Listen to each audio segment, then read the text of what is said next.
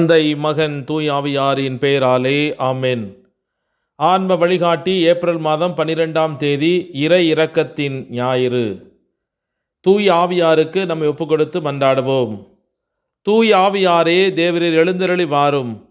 பரலோகத்திலே நின்று உம்முடைய திவ்ய பிரகாசத்தின் கதிர்களை வரவிடும். தரித்திரர்களுடைய பிதாவே, கொடைகளை கொடுக்கிறவரே, இருதயங்களின் பிரகாசமே, எழுந்தருளி வாரும். உத்தம ஆறுதலானவரே, ஆத்துமங்களுக்கு மதுரமான விருந்தாளியே, பேரின்ப ரசமுள்ள இளைப்பாற்றியே, பிரயாசத்தில் சுகமே, வெயிலில் குளிர்ச்சியே, அழுகையில் தேற்றரவே, எழுந்தருளி வாரும். வெகு ஆனந்தத்தோடே கூடியிருக்கிற பிரகாசமே, உமது விசுவாசிகளுடைய இருதயங்களின் உற்பனங்களை நிரப்பும். உம்முடைய தெய்வீகமின்றியே மனிதரிடத்தில் குற்றமில்லாதது ஒன்றுமில்லை. அசுத்தமாயிருக்கிறதை சுத்தம் பண்ணும், உலர்ந்ததை நனையும், நோவாயிருக்கிறதை குணமாக்கும், வணங்காததை வணங்கப் பண்ணும், குளிரோடிருக்கிறதை குளிர்போக்கும், தவறினதை செவ்வனே நடத்தும். உம்மை நம்பின உம்முடைய விசுவாசிகளுக்கு உம்முடைய திருக்கொடைகள் ஏழையும் கொடுத்தருளும். புண்ணியத்தின் பேறுகளையும் நல்ல மரணத்தையும் நித்திய மோட்சானந்த சந்தோஷத்தையும் எங்களுக்கு தந்தருளும் சுவாமி. ஆமேன். யோவான் நற்செய்தி 20ஆம் அதிகாரம் 27 முதல் 29 முடிய உள்ள இறைவார்த்தைகள்.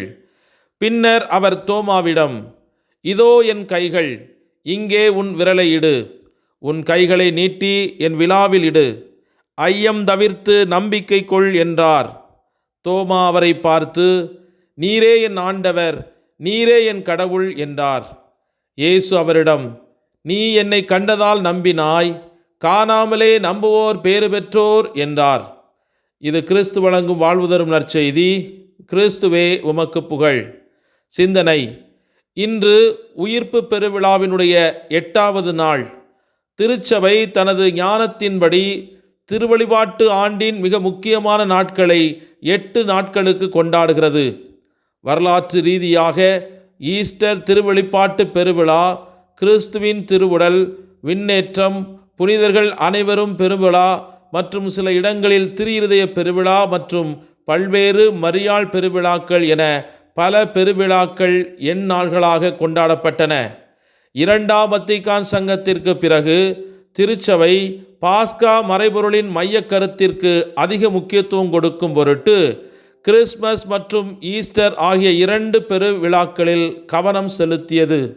2000 ஆண்டில் திருத்தந்தை 2ஆம் ஜான் பால் ஈஸ்டரின் 8ஆம் நாளில் தெய்வீக கருணையின் பெருவிழா, இறை இரக்கத்தின் ஞாயிறு என்று ஏற்படுத்திய போது ஈஸ்டரின் எண்ம நாள் ஒரு புதிய முக்கியத்துவத்தை பெற்றது.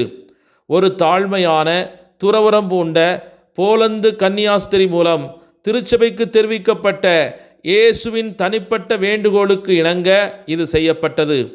2000 ஆண்டில் புனிதராக அறிவிக்கப்பட்ட அவர் புனித மரியா ஃபாஸ்டினோ கோவால்ஸ்கோ என்று அறியப்படுகிறார். 1931க்கும் 1938க்கும் இடையில் அருள் சகோதரி ஃபாஸ்டினா எண்ணற்ற ஆன்மீக தரிசனங்களை பெற்றார். அவற்றை அவர் 6 குறிப்பேடுகளில் பதிவு செய்தார். அவை இப்போது கூட்டாக என் ஆன்மாவில் தெய்வீக கருணை, புனித மரியா ஃபாஸ்டினோ கோவால்ஸ்கோவின் நாட்குறிப்பு என்று குறிப்பிடப்பட்டு வெளியிடப்பட்டிருக்கின்றது.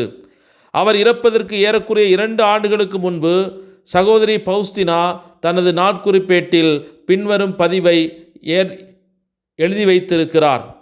ஒருமுறை நான் இந்த வார்த்தைகளை கேட்டேன். என் மகளே, என் அளவற்ற கருணையை பற்றி இந்த முழு உலகிற்கும் சொல். இறை இரக்க திருவிழா எல்லா ஆன்மாக்களுக்கும், குறிப்பாக ஏழை பாவிகளுக்கும் ஒரு புகலிடமாகவும் அடைக்கலமாகவும் இருக்க வேண்டும் என்று நான் விரும்புகிறேன். அந்நாளில் என் மென்மையான கருணையின் ஆழங்கள் திறக்கப்படுகின்றன. என் கருணையின் ஊற்றை அணுகும் ஆன்மாக்கள் மீது நான் ஒரு முழு சமுத்திரம் போன்ற அருளை பொழிகிறேன். பாவ அறிக்கை செய்து நற்கருணை பெறும் ஆன்மா பாவங்களிலிருந்தும் தண்டனைகளிலிருந்தும் முழுமையான மன்னிப்பை பெறும். அந்நாளில் அருள் பாயும், அனைத்து தெய்வீக வெள்ள கதவுகளும் திறக்கப்படுகின்றன. எந்த ஆன்மாவும் அதன் பாவங்கள் செந்நிறமாக இருந்தாலும் என்னை நெருங்க அஞ்ச வேண்டாம். என் கருணை மிகவும் பெரியது. மனித மனமோ அல்லது தேவ தூத மனமோ நித்தியம் முழுவதும் அதை அளவிட முடியாது.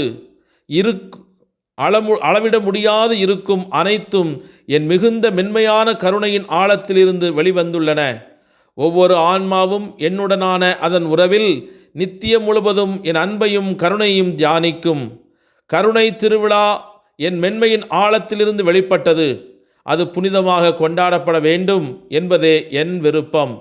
ஈஸ்டருக்கு பிந்தைய முதல் ஞாயிற்றுக்கிழமை அன்று என் கருணையின் ஊற்றை நோக்கி திரும்பும் வரை மனிதகுலத்திற்கு அமைதி கிடைக்காது என்று அந்த வரிகள் முடிவடைகின்றன.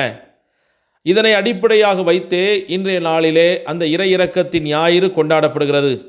இன்றைய நற்செய்தியின் ஒளியில் இந்த ஆழமான தனிப்பட்ட வெளிப்பாட்டை நாம் சிந்தித்து பார்க்கும்போது, கிறிஸ்துவில் விசுவாசம் கொள்ளவும் அவர் அருளும் புதிய வாழ்வில் பங்கு பெறவும் நாம் அறிய வேண்டிய அனைத்தையும் நற்செய்திகள் நமக்கு வழங்கினாலும் அவருடைய தெய்வீக இரக்கத்தின் புதையல் வற்றாதது என்பதை நாம் கருத்தில் கொள்ள அழைக்கப்படுகிறோம்.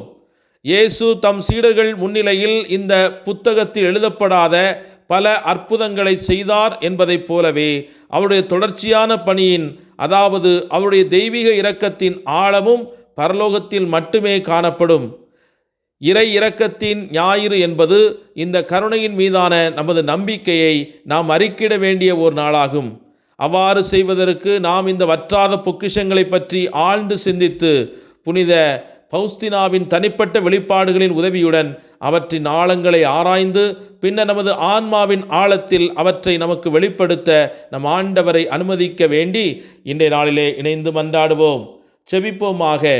எம் அன்பு நேசரே, எம் வாழ்வுக்கு அர்த்தம் கொடுத்தவரே, எங்கள் உள்ளத்தின் ஆழத்தில் வழிந்தோடும் நன்றி பெருக்கால் உம்மை ஆராதித்து துதித்து மகிழ்கின்றோம். நொடி பொழுதே நான் உன்னை கைவிட்டேன், ஆயினும் பேரிரக்கத்தால் உன்னை மீண்டும் ஏற்றுக்கொள்வேன். பொங்கியலும் சீற்றத்தால் இமைப்பொழுதே என் முகத்தை உனக்கு மறைத்தேன், ஆயினும் என்றும் உள்ள பேரன்பால் உனக்கு இரக்கம் காட்டுவேன் என்றார் ஆண்டவர். மலைகள் நிலைசாயினும் குன்றுகள் இடம்பெயரினும் உன்மீது நான் கொண்ட பேரன்போ நிலைசாயாது என்று எசாயா புத்தகம் 55:7-8 மற்றும் 10வது இறை வார்த்தையிலே இவ்வாறு எங்களுக்கு வெளிப்படுத்தி உம்முடைய அளவில்லாத இரக்க பெருக்கத்தை எங்கள் மீது பொழிந்து கொண்டிருக்கிற அன்பு ஆண்டவரே, உமது பேரன்பை நினைத்து நன்றியோடு போற்றி துதித்து ஆராதித்து மகிழ்கிறோம். உமது எல்லையில்லா பேரன்பை நினைத்து மனதுருகிறோம். இத்தனை அன்பு கொள்ள நாங்கள் எத்தனை தகுதி பெற்றிருக்கிறோம் என்பதை நினைத்து மனம் கலங்கி அழுது புலம்பி உம்மிடத்தில் திரும்பி வருகிறோம். என் அன்பிலே நிலைத்திருந்து என்னிலிருந்து கிடைக்கும் ஆற்றலால் இந்த உலகத்தில் கனி கொடுத்து வாழும் பிள்ளைகளாக எங்களை தேர்ந்து கொண்ட உமது கிருபைக்காக நன்றி கூறுகிறோம் ஆண்டவரே.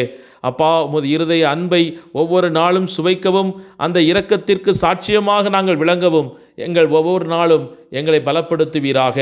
இருதய நோயினாலும் பல்வேறு உடல் வியாதிகளாலும் தீமையின் சக்திகளால் அலைக்கழிக்கப்பட்டு கொண்டிருக்கிற பில்லி சூனிய கட்டுகளாலும் பல்வேறு உலகத்தினுடைய தீமைகளின் கட்டுக்களிலே இணைக்கப்பட்டிருக்கிற உமது அன்பு பிள்ளைகளை உமது இரக்கம் இன்று விடுவிப்பதாக. எங்கள் பாவங்களை முன்னிட்டு அல்ல, மாறாக உமது கருணையின் முன்னிட்டு நாங்கள் எங்களுடைய வாழ்வை புதுப்பித்து கொள்ளவும் எங்கள் வாழ்விலே தடைபட்டிருக்கிற அத்துணை காரியங்களையும் இன்று வெற்றிகரமாக செய்து முடிக்கவும் உமதருள் எங்களை தாங்கி வழிநடத்த வேண்டும் என்று எங்கள் ஆண்டவராகிய இறை இரக்கத்தின் வழியாக உம்மிடத்தில் மன்றாடி செபித்து பெற்றுக்கொள்கிறோம் எங்கள் அன்பு தந்தையே. ஆமேன். எல்லாமல்ல இறைவன் தந்தை, மகன், தூய் ஆவியானவர் உங்கள் அனைவரையும் நிறைவாக ஆசீர்வதித்து புனிதப்படுத்தி வழிநடத்துவாராக. ஆமேன். இயேசுவுக்கே புகழ், இயேசுவுக்கே நன்றி. மரியே வாழ்க. இயேசுவின் இரத்தம் ஜெயம்.